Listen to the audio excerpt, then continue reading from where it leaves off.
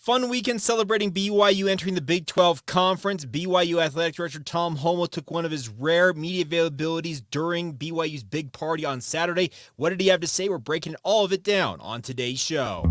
You are Locked On Cougars, your daily podcast on the BYU Cougars, part of the Locked On Podcast Network. Your team every day.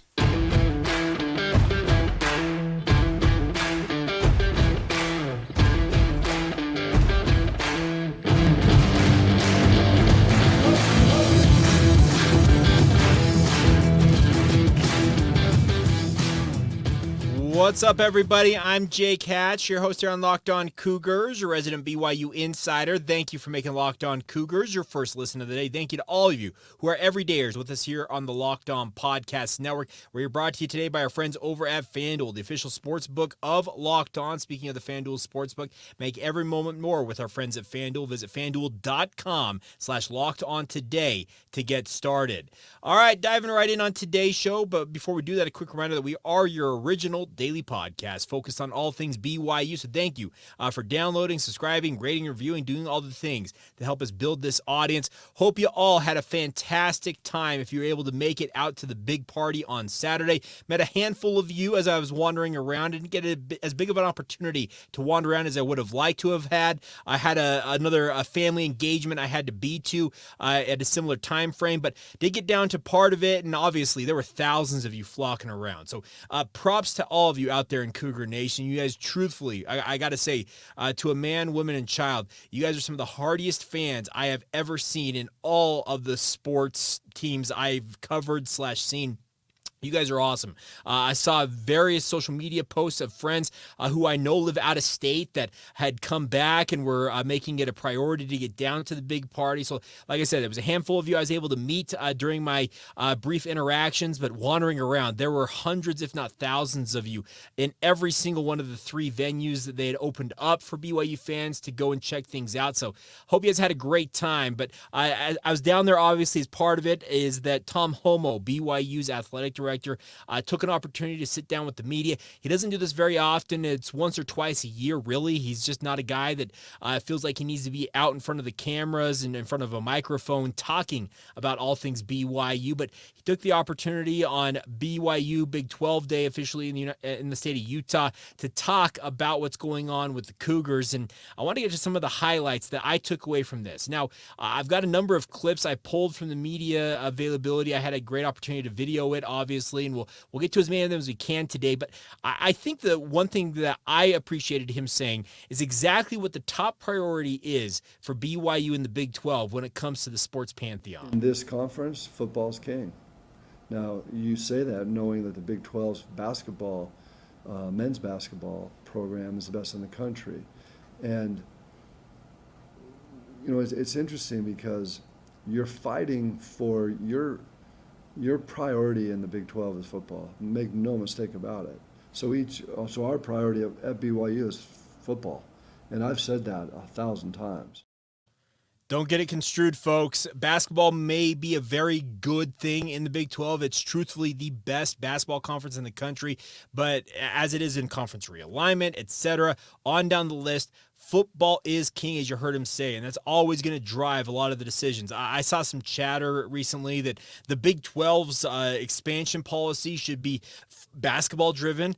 Okay, that's great to think in theory, but that's not what it's going to be. It's going to be football driven, and that's I know that Brett Yormark, the Big 12 commissioner, said that, hey, basketball, it feels like, is an underserved and appreciated asset for the Big 12, considering how good their basketball programs are, top to bottom across the league. But football is what is going to drive things forward here now and into the future for the Big 12. And obviously, the facilities when it comes to football are a big question mark about BYU.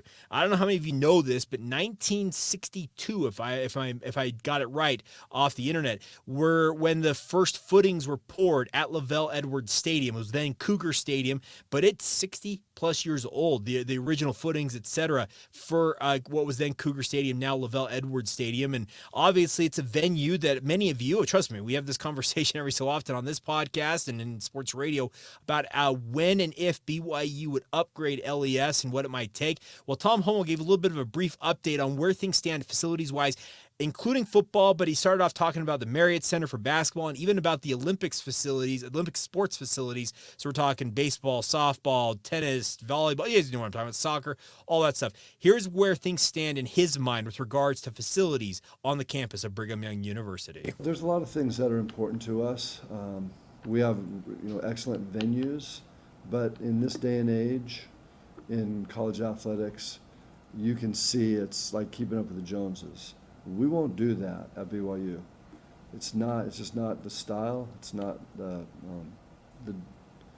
manner in which we go about our business.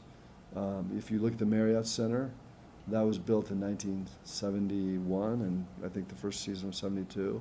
We have people come in here and think that was built, 5 or 10 years ago, because they've done such a great job from that time of keeping it right. It's a great venue.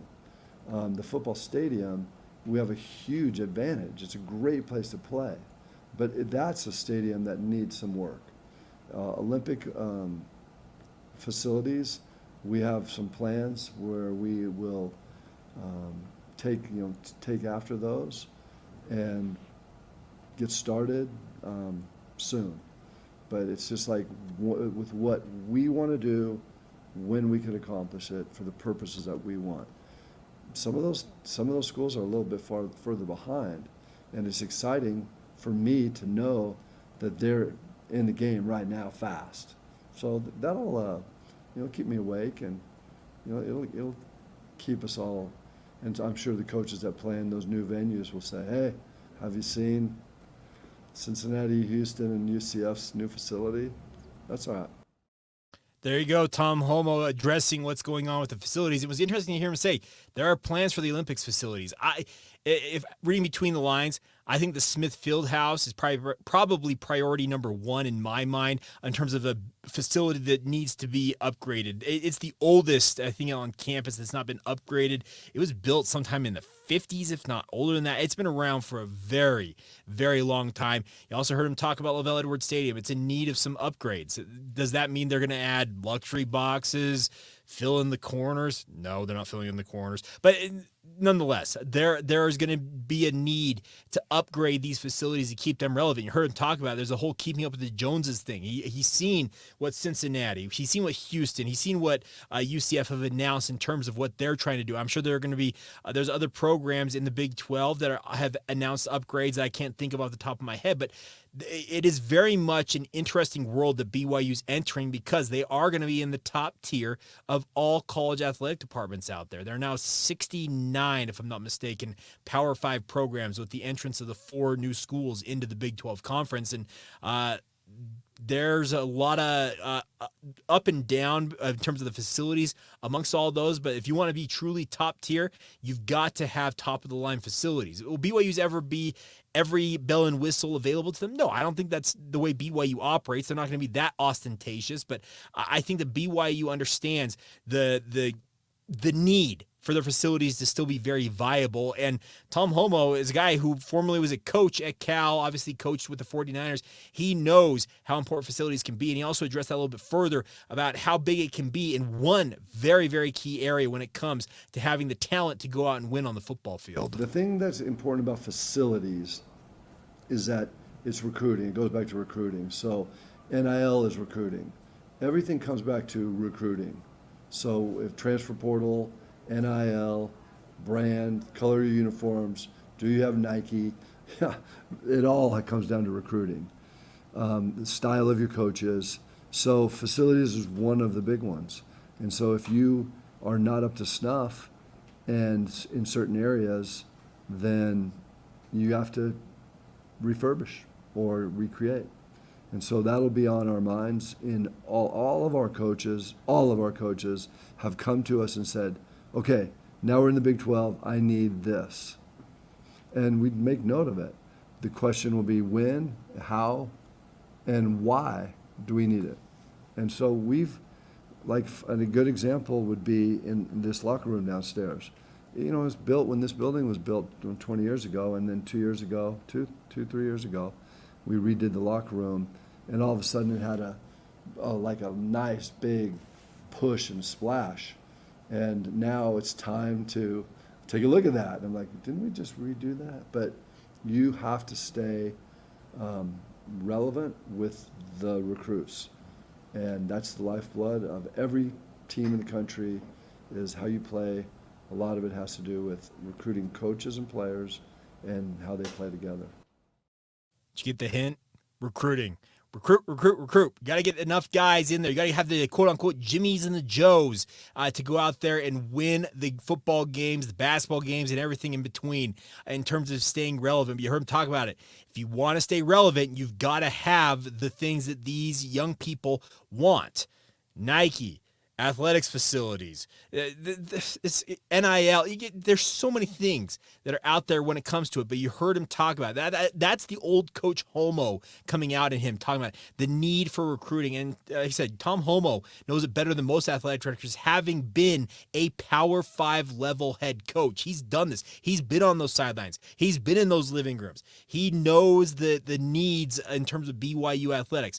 Like I said, will he ever give, I think, a blank check to Kalani Sitake and the BYU football program and say, go do your thing? No, BYU has always done things in prudence, and obviously, as he mentioned, hey, our coaches are telling us we need this. He says, okay, well, what timeline? Why do you need this? Like, they're going to be very careful about how they do it and strategic about how they operate with regards to that stuff, but you can tell he understands the need to continue to do their thing to keep themselves relevant when it comes to recruiting high-level athletes to Provo. All right, we'll continue with some more of these comments here in just a moment. I had some great stuff in terms of the transition to the Big 12, and one thing on expansion that I think it was very insightful, and we'll dig into that here momentarily. First, a word on our friends over at FanDuel. They've been working with us for a few months now. The best part about FanDuel, my friends, is they want to help you guys out and have some fun with Major League Baseball this year. If you want to take your first swing at betting MLB on FanDuel, you can get 10 times back your first bet amount in bonus bets, up to $200. You heard that right. That's right. Just bet $20 and you'll get down $200 in bonus bets, win or lose. The best part is that $200 you can spend on anything you're looking to do, whether you want to bet over under on certain things in a game. First player to hit a home run. They're going to turn a triple play in a game. You want just the straight up money line. You want your team to win. You want to bet on that. You can do that all with our friends at FanDuel, and also do it with that extra money in your account. The best part is it's all on an app that's safe, secure, and super easy to use. And plus, when you win, you get paid out instantly. You heard that right, instantly. There's no reserve having to hit that limit before you get paid out. They'll do it right away. So there's no better place to bet on the MLB than our friends over at FanDuel, America's #1 sportsbook. Once again, so sign up today and visit FanDuel.com/lockedon to get started and get that up to $200 in bonus bets right now. That's FanDuel.com/lockedon to learn more now. That's FanDuel, official partner of Major League Baseball. Thank you once again for making Locked On Cougars a part of your day. Thank you for being everydayers with us here on the podcast, everybody. Hope you all are doing fantastic out there wherever you might be. Little heads up for you guys. Programming note, we are going to take tomorrow off. It's Independence Day, or the 4th of July here in the United States of America. Obviously, with the holiday, I'm sure you, along with myself, are going to be out doing things seemingly all day long. So we're going to take the day off, obviously, and then we'll reconvene on Wednesday. Coming up on Wednesday, though, a little bit of a tease ahead, had a great conversation last week with Connor Pay, BYU offensive lineman, at that golf tournament we were at. I hadn't had a chance to get to it quite yet. We will be getting to that on Wednesday, so stay tuned for that on our Wednesday edition of the podcast. All right, back to some more of the things that Tom Holmoe had to say about what's going on with BYU athletics. Now, obviously, the transition to the Big 12 is going to take some time. We all know that. We've been talking about that for it's been 22 months since BYU got that invite to the Big 12, and obviously there's a lot of work to be done for the Cougars to get ready to make this transition. I had an opportunity to ask Coach Holmoe, or I should say Tom Holmoe, now formerly Coach Holmoe, about his previous Power 5 experience, along with Kalani Sitake, Jay Hill, Aaron Roderick, among others who have Power 5 experience and made the transition, most notably with Utah, to the Pac-12 conference, if that's a leg up for them. And here's what he had to say. I think it's helped a little bit. I think that, people that are, snicker and say, now you'll see what it's really like to play in the big time.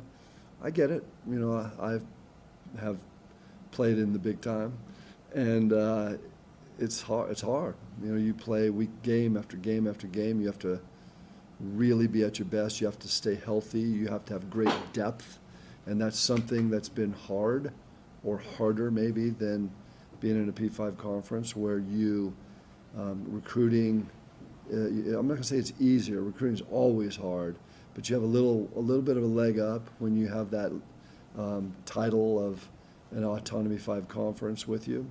So that's helped a lot. It will help, I think, as you build depth and you bring in maybe stronger personnel and variety of personnel. You're not as one-dimensional as you might have appeared to be. Those things will help, and those will come along. But that will take a little time. But I don't know how many people in here are really, how much time they're going to give us. So we don't give ourselves, some type of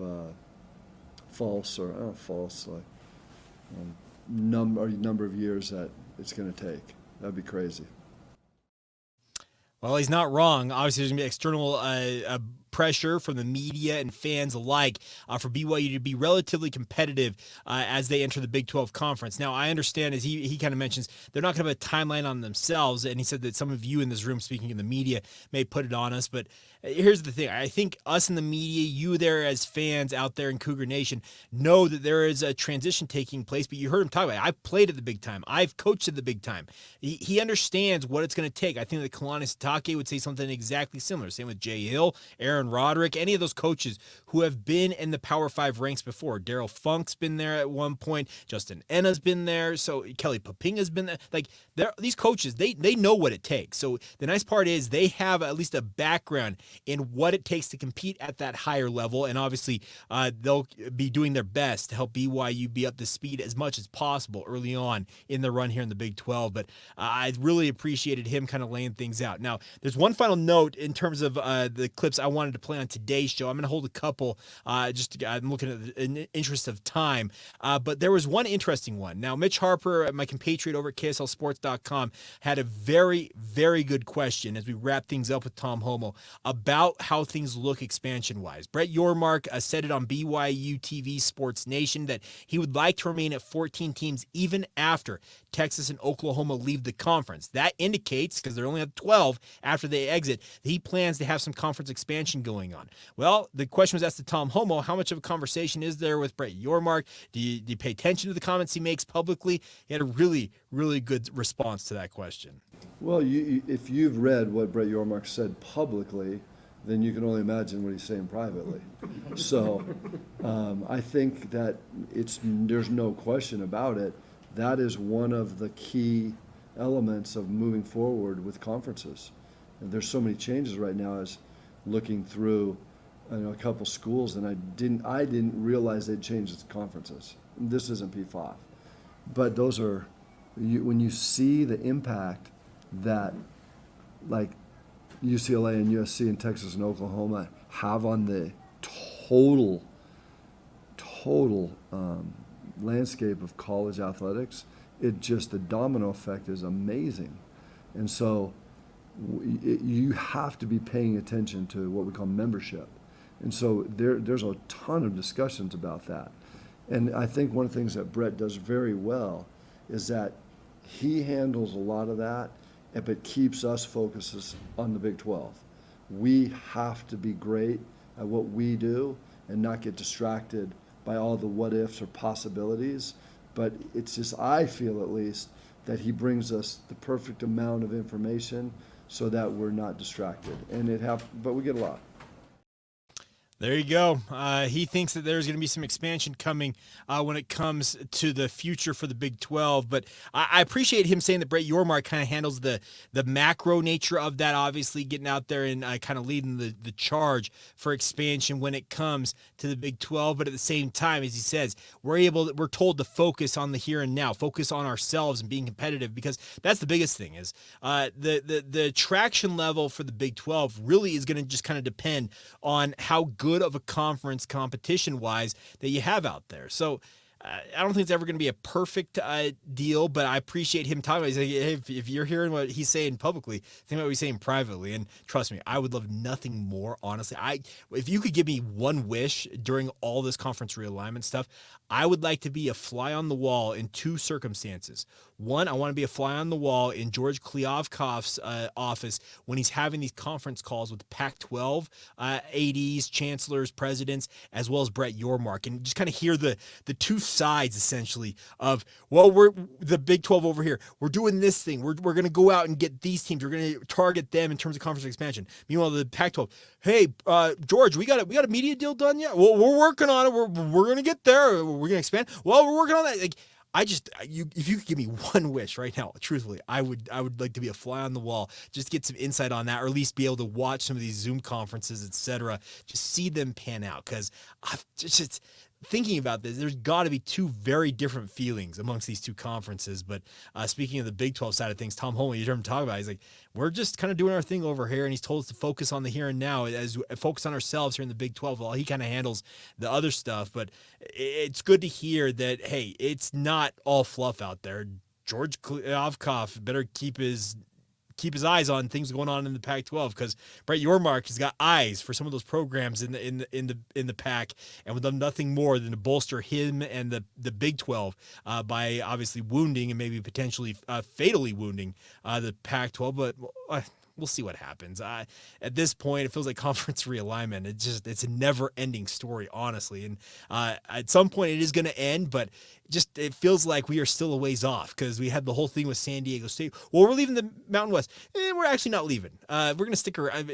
It's all relating. The Pac-12's got to get off its rear end and do what it's got to do, apparently, because the funny thing about this is they're now inside 365 days from getting that media deal done. Now, I think they could have something by the time their media day kicks off. That's July 21st, so just about 3 weeks, or just under 3 weeks away, but still, you got to have something. Honestly, just at this point, you got to have something for your member schools, and we'll see if they can get it done. It'll be interesting, but you heard it from Tom. He's like, if you hear him saying publicly, imagine what he's saying in private. And trust me, I would love nothing more than to be part of those conversations. At least just be able to hear snippets of them. Honestly, just give me some of those kernels, and I'd love nothing more to check that out. But all right, nonetheless, great stuff. Big thank you to Tom Holmoe for taking the time to talk to the media. He's a great man.